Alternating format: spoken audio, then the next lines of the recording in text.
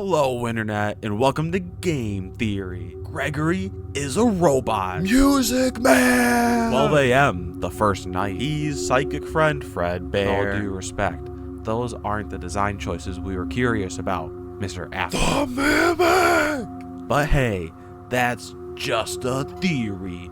A game theory. How's it going, everybody, and welcome back to another discussions video.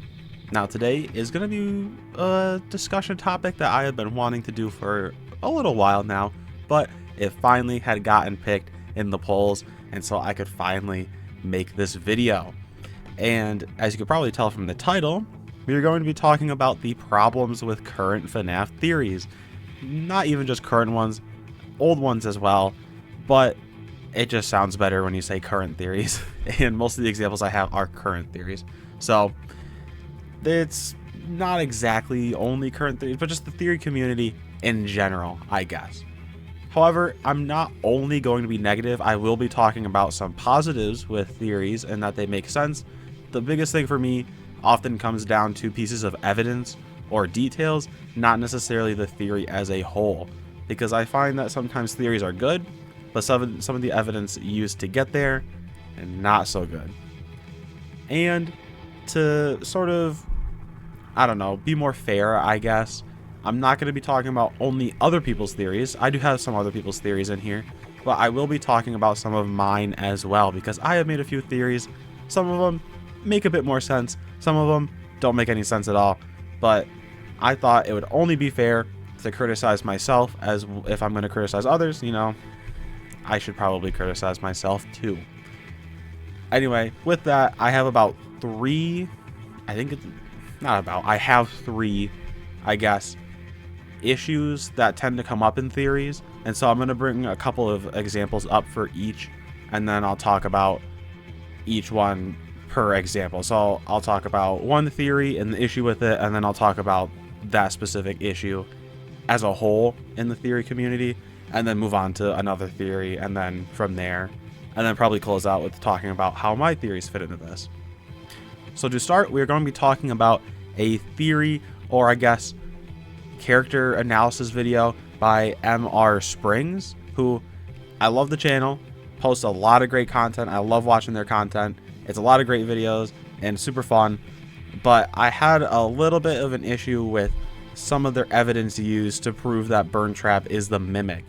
So in their video on the Mimic specifically, they have at one part where they talk about a little bit of evidence in the backstory of the Mimic and how the Mimic used to, I guess, hold a stuffed toy, and so it holds its arm in a certain way, and they show a picture of Burntrap with a slightly similar pose and say that it is pretty much concrete evidence that the Mimic and Burntrap are the same. Now, this is what I like to call everything needs to be connected, or and for short. So this basically for me is every little detail, if it's even slightly similar to another bit of detail that some other character or something else has, that must mean that those two things are connected. So it could be actually concrete, where you have stuff like what's his name? Wow, why did I forget his name? Sun and Moon. I don't know how I blanked on that. The singing daycare attendant, Sun and Moon, or Eclipse, and how they have the posable teeth like the Mimic. That's a pretty clear connection. And some of their costuming looks similar to the mascot costumes down in the basement where the Mimic's being held. That is pretty good evidence, and that's a good connection. Two characters having a similar pose, I don't think is a good connection at all, because we've all probably seen this meme image before where it shows stinging Aunt What's-Her-Name from the movie, who also has the same pose as the Mimic, which must mean they're the same character. And we could take this kind of thinking and go all the way back, because if we're just talking about how poses must mean characters are connected, well, we can use this for every game then. So we can talk about FNAF 2. A bunch of characters have jumping jump scares where they like leap at you. Well, are they all Withered Foxy? So you're telling me that the puppet, Toy Bonnie, Withered Foxy himself, other characters, I don't know if there's others that have jumping animations, but I know those 3 do. You're telling me all 3 of those are Withered Foxy? I mean, clearly not, and nobody would say they are. But I think that's an issue that comes up, is if you're gonna say that a similar pose between characters that's concrete evidence, then you have to also consider that for everything else. And I think that kind of going with the whole general topic of everything needs to be connected, there's a strange sense that no stone must go unturned, and that everything has to be connected to everything else in some way. So every little detail has to be a part of the wider lore as a whole. And I just find that can be dangerous thinking, because like not everything is going to be connected, especially in like the early games. I mean, some of the more newer games are going to have more lore focus and more Easter eggs and more secrets like that, because it's a more well-established franchise. But when we look at that with earlier games, then you tend to get a little bit muddy, because there wasn't really a story back then. But I just think that not every little detail needs to be connected somehow. Things are fine to not be connected to anything else, and that they are just separate. Now, in MR Spring's video, they do bring up other good pieces of evidence that may support the Mimic and Burn Trap being the same. I made a whole video on why they're not, but that's a whole other topic. But the theory itself and some of the other evidence used is good. I just think that specific piece of evidence is a little bit lackluster. Anyway, enough rambling about that and everything needing to be connected. We'll kind of get back to it a little bit. There's another one that's similar. It's a little different, but we'll get back to that one a little bit later in the video.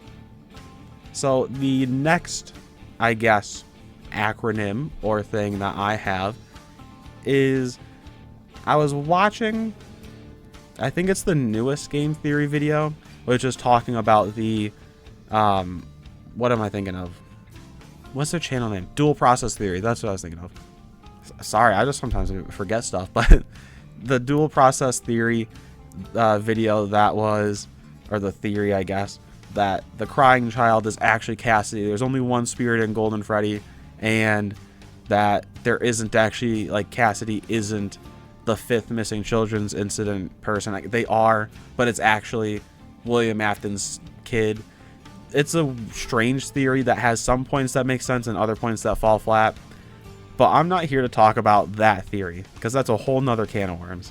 I'm here to actually talk about a little bit that got brought up towards the end that I didn't really think of, but Matt Pat brought it up. And it's with the slumped over Golden Freddy suit in FNAF 4. And he was talking about how, well, clearly when you're looking at it, there's clearly hair particles coming out of the suit. I guess you could say that there's hair particles coming out of the suit, but it's also like 3 pixels. And so this ties into my second acronym, which is every pixel means something. Now, I'm being a little bit, not sarcastic, but a little bit whatever here, because sometimes the mini games are really helpful. A lot of times the mini games are really helpful, but not every pixel in there is going to mean something. Sometimes it might not have a meaning at all, and it might just be side detailing, because, you know, if you're making a mini game with a background, you're gonna need side detailing.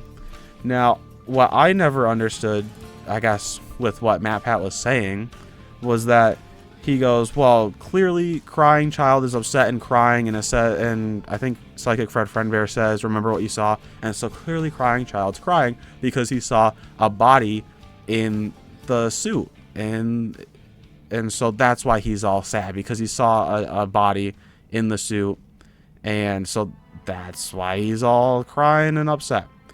And I'm like, I guess that could make sense, but couldn't it also make sense that he's scared of the stinking scary looking animatronic heads in the back? I know I'd be scared. I think what makes more sense is, this is, I guess, sort of a side tangent. I'm going way off on a tangent right now. I'll get back to the main stuff in a second, but I want to kind of counter this, because I've been thinking about this one for a while, but I want to kind of counter this one, because I'm pretty sure one of the previous mini games shows William Afton suiting somebody up in the Spring Bonnie suit. So what would make more sense for this scenario? That crying child got locked in this room and he just happened to find that there's 3 pixels of hair coming out of an animatronic suit, saw that there's a body in there, and so that's why he's crying and scared. He's not scared of anything else.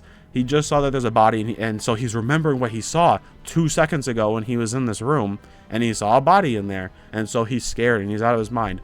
Or does it maybe make a little bit more sense that he's scared of the Spring Bonnie or animatronic heads and suits because he's a kid who's scared of the animatronics and thinks they're gonna eat him, and he saw somebody getting suited up in one, and since he's a little kid, in his mind he could go, oh crap, Spring Bonnie just ate that guy, and so now he's scared of the Spring Bonnie mask because he's a little kid and he's scared of robots, and now he's stuck in a room with a bunch of spare parts that look really creepy. And so it's going, remember what you saw. You saw somebody supposedly getting eaten by an animatronic, and it looked really scary to you because you're a little kid who's scared of everything. I think that makes a whole lot more sense than 3 pixels of potentially hair that are the same color as the inside of the suit slumped on the ground, and so that must mean that there's a kid inside. I just think that doesn't make a whole lot of sense, but it ties into, like I was saying, every pixel means something. So this is, I guess, it's not really like everything needs to be connected, but it's a similar idea that there needs to be no detail left unturned. Everything needs to be like inspected, and everything has a meaning. Everything that we see in the games absolutely 100% means something. No matter what it is, it means something, and we have to figure out what it means. But we don't, because it doesn't necessarily mean everything.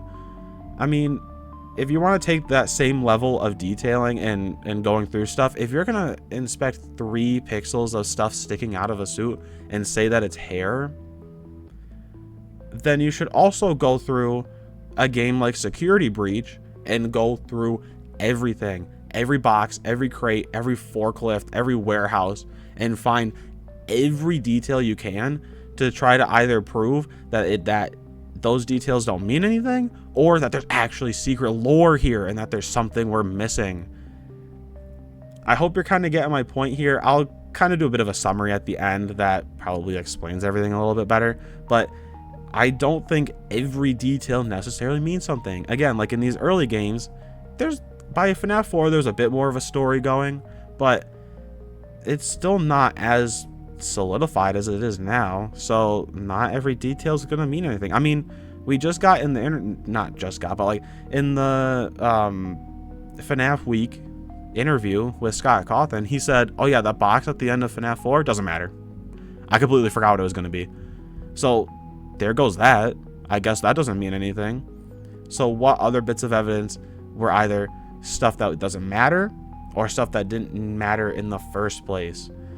So I just think that we don't need to make everything important, I guess. And like I said, I'll explain maybe a little bit better in a summary, but I hope that rambling made a little bit of sense. I'm trying to use theories as examples to kind of get the point across a little bit easier, but generally not everything needs to be super duper extra whooper important to the lore in the story. So moving on to the last point.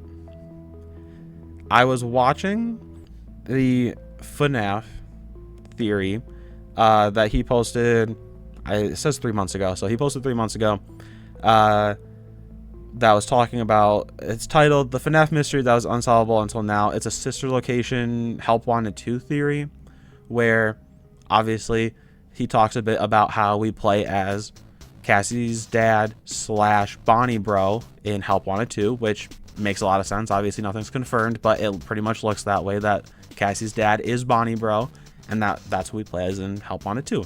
Makes a ton of sense. That theory, double thumbs up. I like it. I think it really works. Bring back Bonnie Bro. I think that's kind of a fun way to bring back old details and add some stuff to it. I think it works. It makes sense. What didn't make sense to me was him talking about how some of the sister location stuff that we see in Help Wanted 2 is actually the memories of Bonnie Bro, because he was the previous engineer security guard at the sister location Circus Baby's rental, because Circus Baby at one point says, you know, I don't recognize you, and then talks a lot about like the previous night guard and that he carved the thing in the desk for you to hide under or whatever, or for him to hide under, but you can hide under there too. And so then FNAF was talking about, oh well, what if Bonnie Bro was actually the previous I guess maintenance technician dude here, and he was the one that did this, and these memories of sister location are coming up, and that's what we're seeing in Help Wanted 2, because in Help Wanted 2 there's sister location themed minigames. And to that I say, yeah, but there were sister location themed minigames in Help Wanted 1, and we play as Vanessa, I'm pretty sure, in Help Wanted 1, or at least somebody else who's not Cassie's dad in Help Wanted 1. So why would there be sister location minigames if Cassie's dad's not there? And right? So I just think half of the theory makes sense. All right. Yep. Cassie's dad is Bonnie Bro. He is playing Help Wanted 2, and he's the one that gets his brain absorbed into Maskbot. All right. Makes sense. I'm tracking with you. Doesn't make sense that he is also the technician at Circus Babies. And so I guess to kind of get to what this acronym is, my thing is everything is part of the story, or iPods. I didn't say the last one. I forgot to say the last one. Oh well, you guys can figure it out. But yes, this one is iPods, or everything is part of the story. So this is kind of similar to everything needs to be connected and every pixel means something. They're all kind of similar, but they're all slightly different. So this one is that everything and every character, no matter who we play as in what game, is absolutely connected to the story and is an important character and is, you know, related to another character, yada yada yada, all that kind of stuff. Everything is story important, I guess. And some stuff is story important. And I think going back and taking details from the previous games and bringing them into the new games, I think is really cool. And I know I talked about earlier that we shouldn't always look at every detail in the old games as something that's solid because it might not necessarily be part of the story. I still stand by that, but that doesn't mean that new games aren't going to take from previous games and try to add on to that. I think the idea of bringing Bonnie Bro in as Cassie's dad and a new character that stayed with Fazbear and that we actually play as in Help Wanted 2 is really cool, especially if they don't actually like flat out confirm it, because then I think it makes it more fun as like, okay, we're like 99% sure that's who it is. I mean, we're pretty much 100% sure, but we're 99% sure that's who it is. That's really cool that they brought back a previous character. I think that really works. Also, I liked, maybe that wasn't, oh, whatever. I liked the newest game, I think it's the newest game theory video. I think I said the Golden Freddy one was the newest. It's not. There's another one that talked about the Mimic and how the Mimic, it could be the odd one out paper pal from FNAF 2 and FNAF World, and I kind of liked it. I don't necessarily think that it's necessarily like the best theory, but I liked it. I think it's kind of cool if Steel Wool goes back and goes, all right, this oddball character paper pal from FNAF 2, what if we made a new character that was slightly similar to that one? That way there's some sort of connection there. I think that would be really cool, and I think that that really works. But saying like, oh, there's a kid's drawing of a character that looks kind of similar to a different character, that must mean something.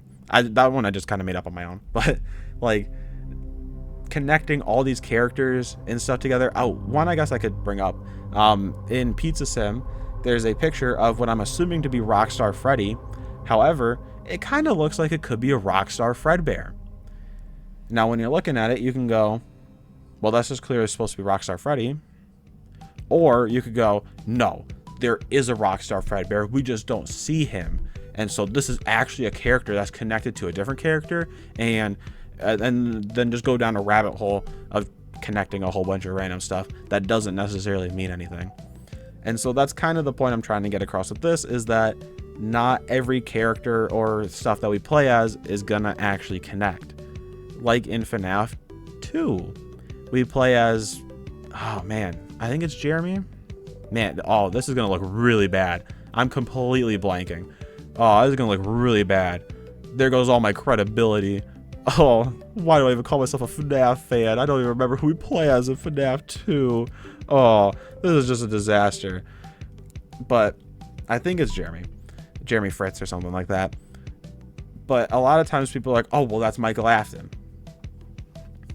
Which, I mean, doesn't really make a whole lot of sense, because, I mean, if he was a young teen, probably in 1983, you're telling me that at the very oldest, he'd be like 19 or 20, that now he's the one that works at the FNAF 2 location.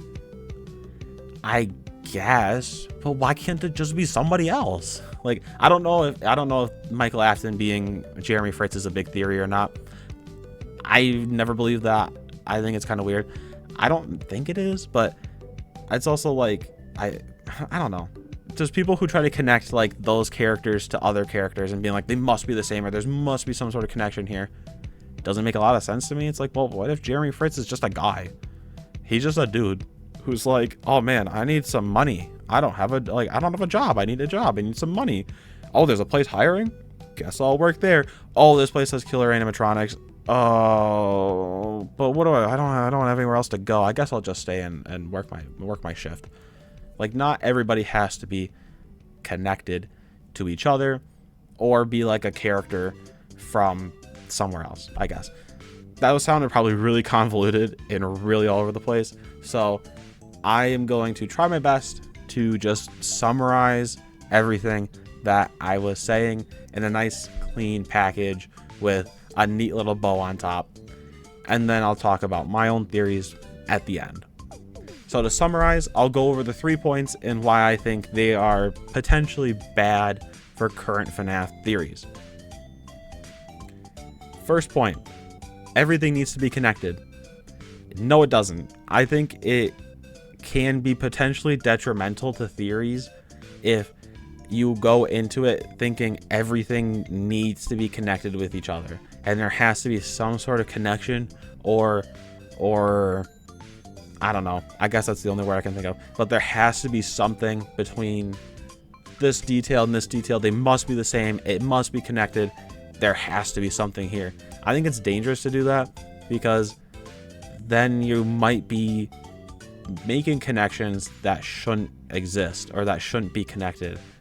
And that could then throw you off the trail and send you down the wrong rabbit hole, whereas the details were actually pointing towards another thing, but you didn't see it because you were too busy trying to connect two things that shouldn't connect. Point number 2, every pixel means something. No, it doesn't. Not every pixel / detail means something. It could just be background detail. Now, I don't think that you should go into a game and go, all right, we're playing The Secret of the Mimic. I'm just going to ignore everything and just focus on what I can plainly see, and then just make theories on that and not make theories on anything else. Look at other details, go through stuff, make sure that you kind of find everything, because they do like to put secrets in the game. So make sure you're doing that kind of stuff. But sometimes details might not mean something. There might be secret details there, but not everything's a secret detail. That's kind of the summary for that one. And for the last part, everything is part of the story. No, it is absolutely not. Not everything is part of the story. The sign in security breach that says 100% of 100% of fatalities from forklifts are humans or something like that. That doesn't mean anything. It's a funny little joke. Like, not every detail means not everything is part of the story, right? I almost said the last part, but not everything is part of the story. That sign doesn't contribute to the story at all. It's just a goofy sign. It doesn't mean anything. So not every character, not every detail, not everything is going to be part of the story. And I think we should go into making theories kind of based on that. You can make a theory that has nothing to do with the story and just has to do with a side character, but then make sure that you don't somehow try to weave it into the story. Like, oh, I'm gonna make a theory about the technician from Sister Location that came in before us. All right, cool. Maybe we can get some fun stuff, or kind of figure out when Sister Location takes place, how the parts or the rental service, whatever, works. But then just focus on that and don't focus on, oh, well, there's a character here that we don't have a name for. Maybe they're this character. They have to be this character. They have to be this other guy. No, they don't. They can just be somebody else. So that was a little bit more rambly for that one, but I guess that's a summary for everything is part of the story / not everything needs to be part of the story. Whew, okay. That was a lot of talking, a lot of rambling, a lot of stuff that probably either made sense or didn't make sense. Whatever. Anyway, kind of summarized all that kind of stuff. Went over the 3 main points that I think are issues with FNAF theories. Brought up a couple good parts of theories, mostly negative, because that's kind of the point of the video. But now we come to the part where I will talk about some of the theories I have made in the past and how some of them aren't that good and some of them fall into the same category. So I'll just go through a couple of them that I think kind of fit some of the same ideas, I guess. So I made a theory a good while back. It was the second discussions video ever made, and it was talking about Mangle. Who is the other half of Mangle? Now this one was mostly just based on random bits of evidence, and in the theory video, I didn't do a very good job of explaining what my theory was exactly. So if you haven't seen that video, my theory for Mangle was that the other character in Mangle is actually a toy animatronic version of Bonnet. So a pink toy Bonnie that's not a puppet. It's a full character animatronic, but it would be Bonnet, sort of like how Bon Bon is a toy puppet version of Bonnie. I think that the puppet Bonnet is I don't know if I necessarily think this now, but the theory video that I made said that Bonnet puppet was actually based on a previous Bonnet animatronic. And my evidence was that Mangle had a bunny tail and the other animatronic head had a female voice, and I think that was about it. There's like no evidence for it. And so that kind of fits into, I guess, a couple. I think it actually fits all 3, where I said Mangle needs to be connected to another character. I guess it doesn't really need to be part of the story, but Mangle needs to be part, there needs to be some sort of connection with a different character, and some of these details absolutely matter, like her having a bunny tail. However, there was a comment that was on that video that this was like a while ago, but that I was like, all right, no, this actually makes a whole lot more sense. And they said, I always just thought that the other parts were spare parts. And I was like, duh, why didn't I think of that? That makes way more sense. I overthought the theory. I should have just gone, oh, it's just spare parts. But instead, I said there has to be some sort of connection here. It must mean something. And so I drove myself mad and made a video that has very weak evidence because I was trying to connect one character to another. So that was one of them.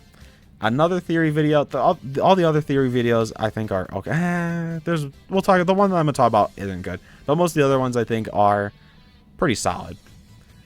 So another one that I made that's really bad, but it was more just for fun,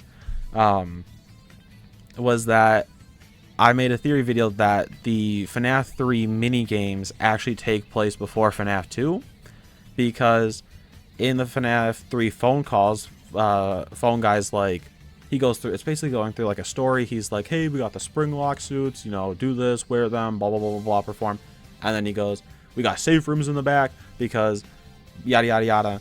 And then the next call, he's like, don't mess with stuff in the safe rooms. That's bad. And then the next call, he's like, yo, we're sealing off the safe rooms because the company said we had to. And we know that the safe rooms are sealed off to seal off William Afton. So that means that that phone call where phone guy's talking about how they're sealing off the room makes it seem like that takes place after William got spring locked. And so I just assumed all of these tapes came from the same time, from the same place. And so they're following a similar, they're following a similar pattern, I guess. And so they all took place before FNAF 2. Doesn't make a whole lot of sense, but you know, it kind of fits in with the everything is part of the story and every pixel means something, because I was like, oh, this all must connect into the story and it must mean that William Afton was spring locked before FNAF 2, and so probably in 1985 or 1986 after the missing children's incident, but before FNAF 2. Yeah. I went on a whole ramble video. If you want to just see me ramble on about utter nonsense, I'd recommend going and watching that video, because it could probably be a good laugh. But again, I fell into some of those same things. And I think that we all just need to be careful and kind of just take a deep breath, take a step back, refresh, and not look at everything like it's utterly important. And I guess that's sort of the moral of this video. To kind of summarize what is essentially a man sitting here staring at his computer, rambling on about issues with theories that he has committed himself.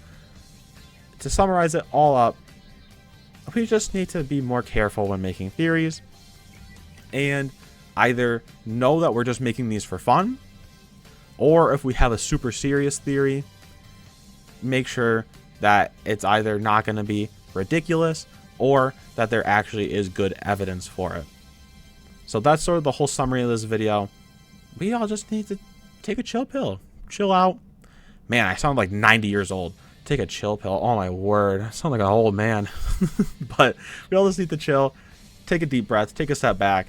And just kind of either have fun with it, or if we're going to make serious theory videos, make sure they make sense. So that, I guess, is going to be the summary of the video, which means that the video is now coming to an end. So with that, I hope you guys enjoyed this one, and at least were able to keep up and stick along with the video, I guess, because it was sort of all over the place. But I hope that it at least made sense, or if it didn't make sense, you had fun with it, because that's the whole point. I try to make videos for fun. So, yep, that's the whole point of it. Sort of kind of closing stuff. The next topic poll will be up after this video goes live. So, once this video is up, be sure to check out the community tab, because the next poll will be there and you guys will get to pick what you guys want me to do next, which, a little bit of a spoiler, kind of in theme with this video, I have a couple theory videos that I think would be fun. And just to put the record straight, these are fun theories. These aren't necessarily serious theories. These are just fun ones. So yeah, I take the points from the video that I'm making, and I'll try to make a more fun theory video that doesn't necessarily use a lot of baseless evidence, I guess.